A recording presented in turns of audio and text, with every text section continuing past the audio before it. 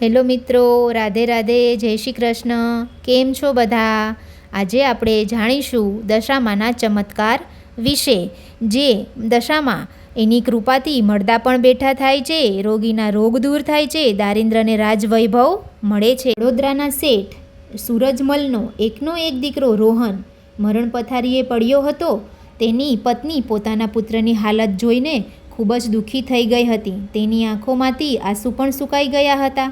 તેમની પાસે પૈસાની સહેજ પણ ખોટ હતી નહીં. તેમણે શહેરના મોટામાં મોટા ડૉક્ટરને પણ બતાવ્યું, પરંતુ કોઈ દર્દ પારખી શકતા નથી. તેઓ છેવટે પોતાના દીકરાને પરદેશ પણ લઈ ગયા. ત્યાં પણ કંઈ જ ફેર પડ્યો નહીં. તેના માટે કેટલાક દોરા ધાગા પણ કરાવ્યા, પરંતુ તેનાથી કંઈ ઉપજ્યું નહીં. ડૉક્ટરે પણ જણાવી દીધું કે તે થોડા દિવસનો જ મહેમાન છે. મા બાપે પથ્થર એટલા દેવ કર્યા, કંઈ માનતાઓ માની, બાધા આખડી કરી, મંત્ર તપ જપ કર્યા, પણ એનું પરિણામ શૂન્ય આવ્યું. લાડકવાયા દીકરાની છેલ્લી ઘડી ગણાઈ રહી હતી. સગાવાલા બેઠા બેઠા એનો દેહ છૂટે એની રાહ જોતા હતા. રોહનનું આખું શરીર ખેંચાતું હતું. આંખોના ડોળા ચકડવકડ થતા હતા. હાથ પગ પણ ખેંચાતા હતા. તેવામાં સગાવાલામાંથી કોઈકે તેની માતાને દશામાનું વ્રત કરવા માટેની સલાહ આપી. તેથી તેણે તરત જ મનમાં પ્રતિજ્ઞા કરી કે હે દશામાં, તમે દીન દયાળી છો, તો તમે સૌની ઉપર દયા કરો છો, તો મારા દીકરા પર પણ દયા કરો. તમે મારા દીકરાને સાજો કરશો તો માં, હું તમારું વ્રત જરૂર કરીશ. આમ વિચાર કરતાની સાથે જ થોડી વારમાં તેમના દીકરાએ તાણો આવતી બંધ થઈ ગઈ. આંખો સરખી થઈ ગઈ. શ્વાસોશ્વાસમાં નિયમિત ચાલવા લાગ્યો. થોડી વારમાં રોહને પાણી માંગ્યું. ત્યાં બેઠેલા સૌ કોઈ આ ચમત્કાર જોઈ આશ્ચર્ય પામ્યા. બીજા દિવસે રોહન પથારીમાંથી બેઠો થઈ ગઈ રમવા લાગ્યો, જાણે એને કશું જ થયું ન હોય. આ જોઈ શેઠ સૂરજમલ અને તેમની પત્નીની આંખોમાંથી હર્ષના આંસુ વહેવા લાગ્યા.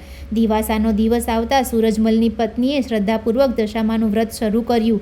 એ 5 વર્ષ પૂરા કરી સૂરજમલની પત્નીએ વ્રતનું ઉજવણું કર્યું. ઘણા બ્રાહ્મણોને જમાડી દાન કર્યું. તેમણે પોતાની હવેલીમાં દશામાનું એક નાનું મંદિર પણ બંધાવ્યું, જેથી પોતાની શેરીમાં રહેતી બહેનો પણ આ વ્રત કરી શકે અને દશામાના દર્શન કરી શકે. મા દશામાની કૃપાથી મોતના મોંમાં ગયેલા પાછા ફરે અને લાંબુ આયુષ્ય ભોગવે છે, તે આ પ્રસંગ ઉપરથી જોઈ શકાય છે. હવે બીજા પ્રસંગની વાત કરશું આપણે. રાજુલા શહેરમાં શ્રીમતી કાંતાબેન લગ્ન કરીએ 5 વર્ષ પૂરા થયા છતાં પણ એક સંતાન હતું નહીં. તેથી ઘરમાં બધી જુદી જુદી વાતો કરવા લાગ્યા. સાસુએ તો એવું વિચારવા લાગ્યું કે તેમની વહુ હવે કદી મા બની જ નહીં શકે. ઘણા ડૉક્ટરોની પણ દવા કરાવી છતાં પણ સંતાન થયું નહીં. તેમણે દોરા ધાગા, મંત્ર, તાવીજ વગેરે જ બધું જ કરી ચૂક્યા, પણ બધું જ નિષ્ફળ ગયું. છેવટે ઘરના લોકો પોતાના પતિને બીજે પરણાવવા તૈયાર થઈ ગયા, પણ તેનો પતિ તેને અત્યંત પ્રેમ કરતો હતો, તેથી તે પરણવા માટે તૈયાર નહોતો. કાંતાબહેને દિવસે દિવસે ખૂબ જ ચિંતા થવા લાગી કે મારા પતિ પર જો વધારે દબાણ લાવીને મને છોકરા ન થવાના વાકે કાઢી મૂકશે તો મારું શું હાલત થશે? પિયરમાં પણ તેને કોઈ હતું નહીં.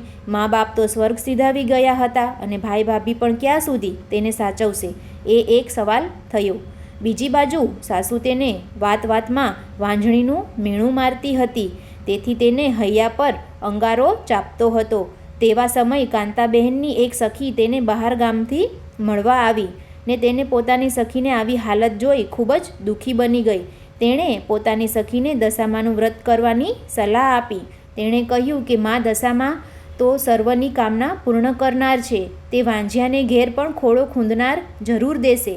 આમ પોતાની સખીના વાતથી તેણે વ્રત કરવાનું નક્કી કરી લીધું.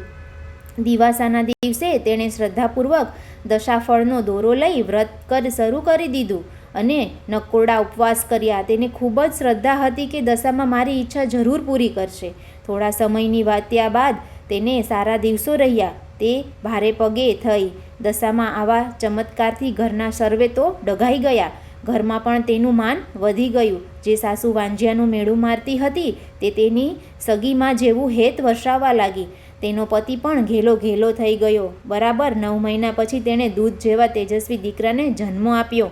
આમ દશામાનું વ્રત કરનાર સર્વેની મનોકામના પૂર્ણ થાય છે. હવે આપણે ત્રીજી ચમત્કારની વાર્તા સાંભળશું.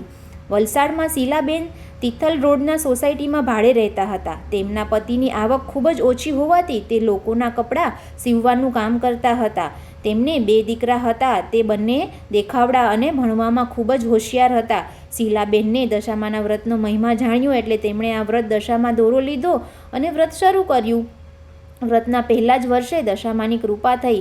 પતિએ એક ટ્રાન્સપોર્ટ કંપનીમાં નોકરી મળી ગઈ. શીલાબેનને પણ સીવણ ક્લાસમાં નોકરી મળી ગઈ.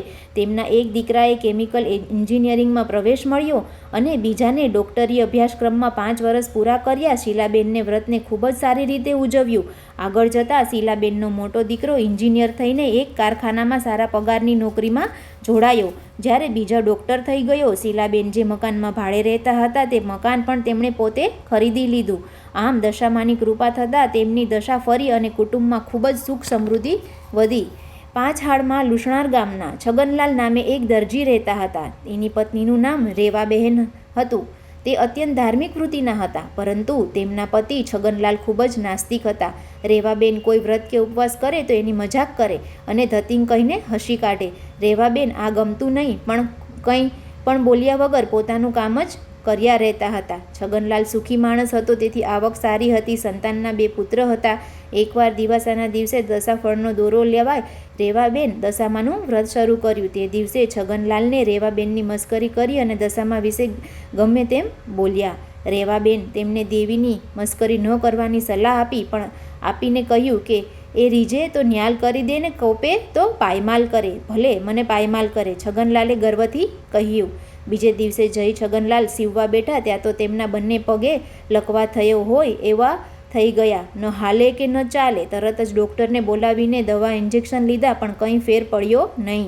મોટા દવાખાને તપાસ કરાવી, 10,000 પાણી કર્યું, પણ પગે તો ન હાલે કે ન ચાલે.